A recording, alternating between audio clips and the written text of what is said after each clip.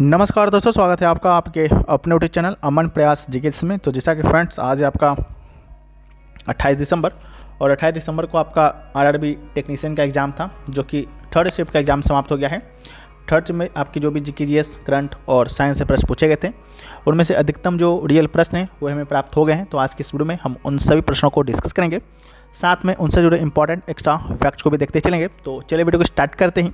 इससे पहले आपको बता दें, इसका जो पीडीएफ है आपको टेलीग्राम चैनल पे मिल जाएगा, जिसका लिंक डिस्क्रिप्शन में दिया गया है। साथ में जो भी लोग चैनल पे नए हैं, अगर आपको वीडियो अच्छा लगे तो वीडियो को लाइक कर दीजिएगा और चैनल को सब्सक्राइब कर दीजिएगा। और अगर सब्सक्राइब किए हुए होंगे तो नोटिफिकेशन बेल को एक बार ऑल पर क्लिक कर लीजिएगा, ठीक है। तो शुरू करते हैं आज के पहले प्रश्न। तो आज का जो हमारा पहला जो प्रश्न है वो पूछा गया था कि यदि आवर्धन, ठीक है, यदि आवर्धन का जो मान है वो आपका ऋणात्मक है तो छवि की प्रकृति क्या होगा, ठीक है। तो आवर्धन का मान जब ऋणात्मक होगा तो छवि की जो प्रकृति होगा वो दोस्तों आपका वास्तविक और उल्टा होगा, ठीक है। यदि किसी प्रतिबिंब या बिंब का प्रतिबिंब का आवर्धन ऋणात्मक है तो उस प्रतिबिंब की प्रकृति वास्तविक और उल्टा होता है, ठीक है। तो इसका राइट आंसर होगा। नेक्स्ट क्वेश्चन जो पूछा गया कि असंतृप्त हाइड्रोकार्बन किस ज्वाला से जलते हैं, ठीक है। तो इसका जो राइट आंसर होगा धुएं वाली पीली ज्वाला से। ये तो आपका असंतृप्त का पूछा गया था। अगर कल होकर आपसे अगर संतृप्त हाइड्रोकार्बन के बारे में पूछा जाता है तो संतृप्त हाइड्रोकार्बन को जलाने पर कैसी ज्वाला प्राप्त होती है, तो इसका राइट आंसर स्वच्छ नीली ज्वाला हो जाएगा, ठीक है। तो याद रखिएगा। वीडियो में आगे बढ़ते हैं, लेकिन उससे पहले आपको बताते हुए चलें कि स्टैटिक जीके जो है वो पढ़ना कितना मुश्किल हो गया है, क्योंकि इसकी कोई सीमा नहीं होती है, ना ही ऐसी कोई जगह होती है जहाँ पर आपको काम की स्टडी मटेरियल मिल सके, ठीक है। एग्ज़ाम चाहे कोई भी हो, वहाँ से आपको 30 से 35% जो क्वेश्चन है वो आपकी स्टैटिक जीके से ही पूछे जाते हैं, और हर साल लाखों सिलेक्शन जो है इसी वजह से रुक जाता है, ठीक है। तो आज मैं आपके सामने अग्रवाल एग्ज़ाम कार्ड पब्लिकेशन की बुक जो है सजेस्ट कर रहा हूँ। इस किताब में आपको 80+ जो टॉपिक है वो आपका कवर किए गए हैं। एग्ज़ाम कोई भी हो, इस बुक में कुछ भी छुट्टा नहीं है। आज आप कोई भी किताब उठा कर देखिए, आपको इतने सारे टॉपिक एक किताब में और इतनी सटीक तरीके से जो है देखने को नहीं मिलेगा। ये किताब कॉपी पेस्ट किया हुआ मटेरियल नहीं है। इनके जो ऑथर हैं उनके 3 साल की मेहनत इसमें लगी हुई है। हर एक एग्ज़ाम के लिए पुस्तक आपका रिलेवेंट है। ये किताब आपका हिंदी और अंग्रेजी दोनों लैंग्वेज में, दोनों मीडियम में जो है आपका उपलब्ध है। इस पुस्तक को आप नीचे दिए गए डिस्क्रिप्शन लिंक के माध्यम से मंगा सकते हैं। और आपको बताते हुए चलें कि अभी आपका जैसा कि साल ख़त्म हो रहा है तो ईयर एंड सेल भी चल रहा है, जिसमें आपको 28% का डिस्काउंट जो है वो फ्लैट दिया जाएगा। इसके अलावा प्लस 15% का और ऑफ अलग से दिया जाएगा, ठीक है। ये जो ऑफ़र है आपका 31 दिसंबर तक ही होगा, लिमिटेड टाइम के लिए ऑफ़र लाया गया है। और कूपन कोड की बात करते हैं तो कूपन कोड आपको ईयर एंड जो है डालना है, याद रखिएगा। लिंक डिस्क्रिप्शन में दिया गया है, वहाँ से जाकर आप इस पुस्तक को पढ़ सकते हैं। ये पुस्तक जो है आपका थ्योरी फॉर्मेट में नहीं दिया गया है, जैसा कि ऊपर आप लोग को दिख भी रहा होगा, ठीक है। उस पुस्तक में जो भी मटेरियल दिया गया है टेबल के फॉर्मेट में दिया गया है, जिससे कि आपको जल्दी से ये रिकॉल हो सके और बहुत ज़्यादा समय तक जो है आपके माइंड में रहे, ठीक है। तो जो भी लोग लेना चाहते हैं, लिंक डिस्क्रिप्शन में आप लोग जाकर एक बार चेकआउट जरूर कर सकते हैं। नेक्स्ट क्वेश्चन पूछा गया कि राजस्थान में 2024 में लोकसभा चुनाव में कांग्रेस ने कितनी सीटें जो हैं जीती थी, ठीक है। तो इसका जो राइट आंसर होगा वो आपका 8 हो जाएगा, ठीक है। लोकसभा चुनाव में कांग्रेस के द्वारा जो है 8 सीट जो कि जीता गया। वहाँ पर टोटल आपका 25 सीट था, ठीक है, जिसमें से बीजेपी ने 14 सीट अपने नाम किया था। किसने? बीजेपी ने।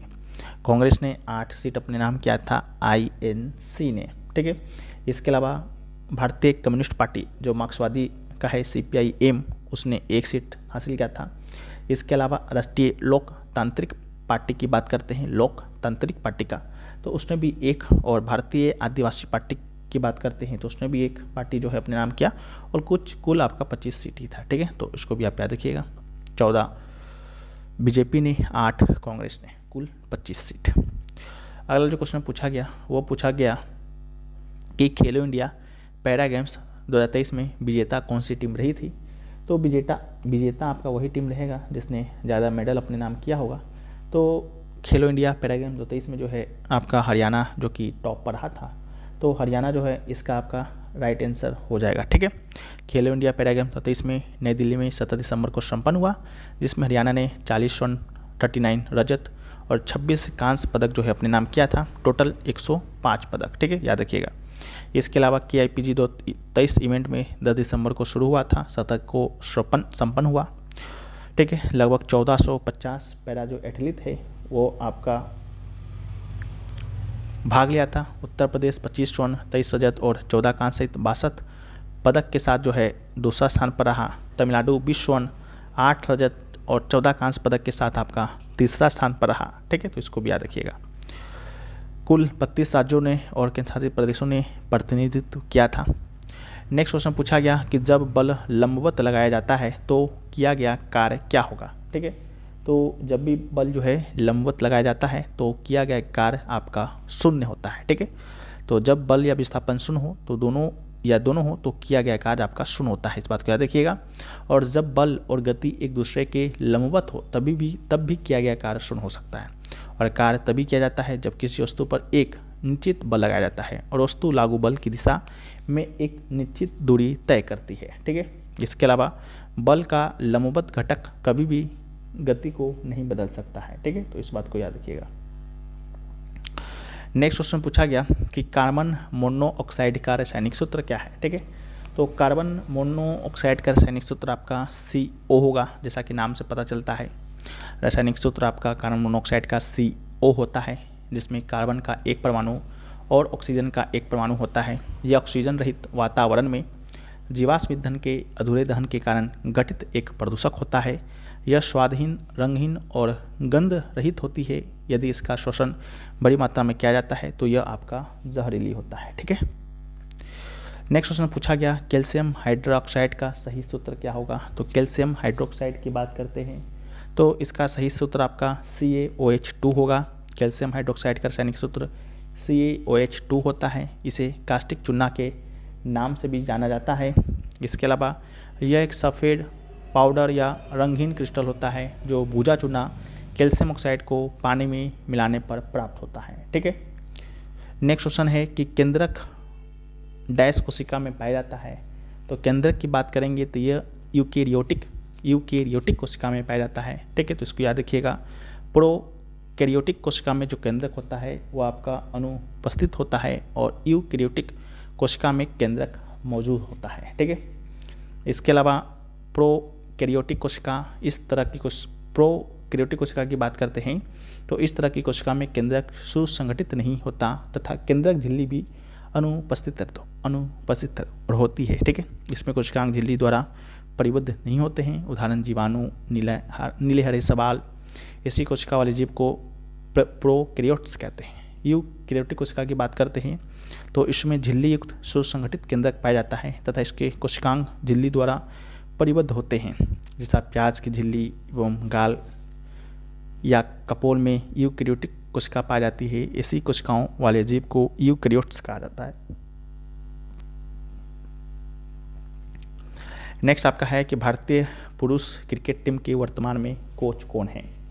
तो राइट आंसर आपका भारतीय क्रिकेटर गौतम गंभीर, इसका आपका राइट आंसर होगा। 2007 T20 विश्व कप और 2011 एक दिवसीय अंतर्राष्ट्रीय ODI विश्व कप विजेता भारतीय पुरुष क्रिकेट टीम के जो सदस्य थे गौतम गंभीर को भारतीय पुरुष टीम का नया मुख्य कोच नियुक्त किया गया था। इसकी घोषणा जो है उस समय के तत्कालीन BCCI के सचिव जय शाह के द्वारा 9 जुलाई 2024 को एक्स पूर्व में ट्विटर पर किया गया था। इसने राहुल द्रविड़ की जो है जगह लिए हैं। इसके अलावा वेस्ट इंडीज़ संयुक्त अमेरिका में आयोजित 9वें ICC T20 विश्व कप में भारतीय टीम की जीत के बाद जो है अपना पद जो है वो छोड़ दिया था। इसके अलावा गौतम गंभीर को BCCI ने 3 साल के लिए मुख्य कोच के रूप में नियुक्त किया है। ठीक है, तो इसको भी याद रखिएगा। इसके अलावा यह 31 दिसंबर 2027 तक भारतीय टीम के कोच बने रहेंगे और गौतम गंभीर को 2009 में जो है अर्जुन पुरस्कार से सम्मानित किया गया है। इसके अलावा 2019 में उन्हें भारत के चौथे सर्वोच्च नागरिक पुरस्कार पद्मश्री से भी सम्मानित किया गया था। ठीक है, तो इस बात को भी आप याद रखिएगा। नेक्स्ट क्वेश्चन पूछा गया कि मीथेन ऑक्सीजन के साथ अभिक्रिया के फलस्वरूप कौन सा उत्पाद बनाते हैं। ठीक है, तो जब मीथेन ऑक्सीजन के साथ अभिक्रिया करता है तो वह कार्बन डाइऑक्साइड और जल बनाता है। ठीक है, तो इसका राइट आंसर होगा। इसके अलावा इस अभिक्रिया का रासायनिक समीकरण अगर आपको लिखना आ जाए तो उसको भी आसानी से लिख सकते हैं। CH4 मीथेन प्लस ऑक्सीजन बनाएगा क्या, CO2 यानी कि कार्बन डाइऑक्साइड, और H2O प्लस जल बनाएगा, ठीक है, प्लस उष्मा एवं प्रकाश भी आपका देता है। और इस प्रकार की अभिक्रिया का उदाहरण अगर पूछा जाएगा तो ये आपका ऑक्सीकरण है, ठीक है, तो इसको याद रखिएगा। अगला है गलत कथन को चिन्हित कीजिए। तो चिन्हित करना था तो कोलाइडल जो सॉल होता है वो समांगी होता है। कोलाइडल सॉल प्रक्षिप्त प्रावस्था और परिक्षेपण माध्यम की विसंग मांगी मिश्रण है, ठीक है, तो ये गलत पूछा गया था, तो इसको याद रखिएगा। नेक्स्ट क्वेश्चन पूछा गया था दर्पण का सूत्र क्या है। तो दर्पण की सूत्र की बात करेंगे तो 1/u plus 1/v equal to 1/f इसका राइट आंसर होगा।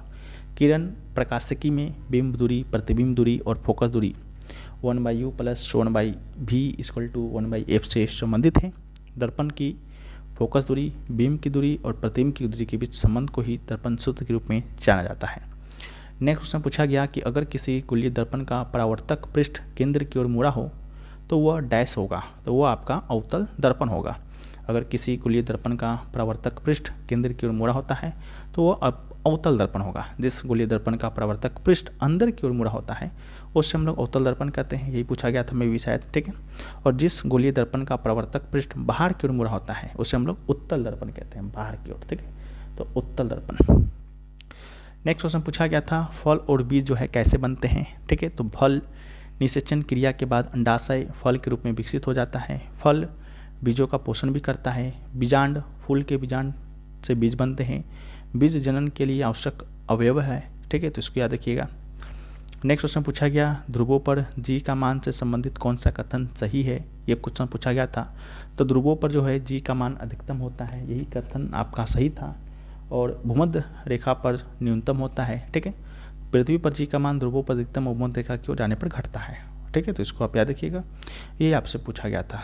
नेक्स्ट क्वेश्चन पूछा गया था इसमें बजट 2024 का जो 9 प्राथमिकता था उसमें से कौन सा प्राथमिकता जो है वह नहीं है, पूछा गया था, ठीक है, तो नहीं है उसका तो हमें आइडिया नहीं लग पाया है। बाकी 9 प्राथमिकताएं कौन कौन सी हैं उसको हम लोग एक बार देख लेते हैं। तो इसमें कृषि में उत्पादकता और लचीलापन यह है, रोजगार एवं कौशल है, समावेशी मानव संसाधन विकास और सामाजिक न्याय है, विनिर्माण और सेवाएं हैं, शहरी विकास है, ऊर्जा सुरक्षा है, आधारभूत संरचना है, नवाचार, अनुसंधान और विकास है, और अगली पीढ़ी के सुधार है, ठीक है, तो यही 9 है।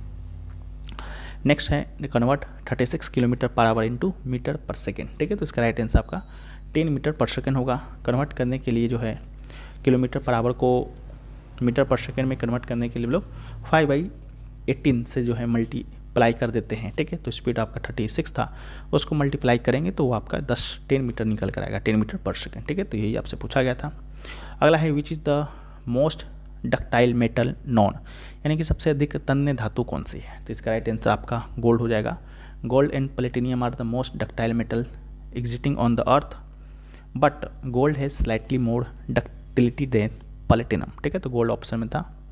अगला है अप्सरा यानी कि प्लेसेंटा क्या है, ठीक है, तो गर्भस्था शिशु को माता के शरीर से जोड़ने वाला जो नाल होता है उसी को हम लोग अप्सरा या प्लेसेंटा कहते हैं। इसका मुख्य कार्य मादा के शरीर के रक्त को शिशु के शरीर में पहुंचाना है, जिससे शिशु की पोषण, श्वसन आदि क्रियाएं जो हैं आपका संपन्न होता है, ठीक है, तो इसको आप याद रखिएगा। तो अभी तक हमें इतना ही प्रश्न जो है आपके थर्ड शिफ्ट के मिले हैं, तो आशा करते हैं ये वीडियो आपको पसंद आया होगा। वीडियो अगर पसंद आया है तो वीडियो को लाइक शेयर कमेंट कीजिए। बाकी हम लोग मिलते हैं नेक्स्ट वीडियो में, जब तक के लिए जय हिंद।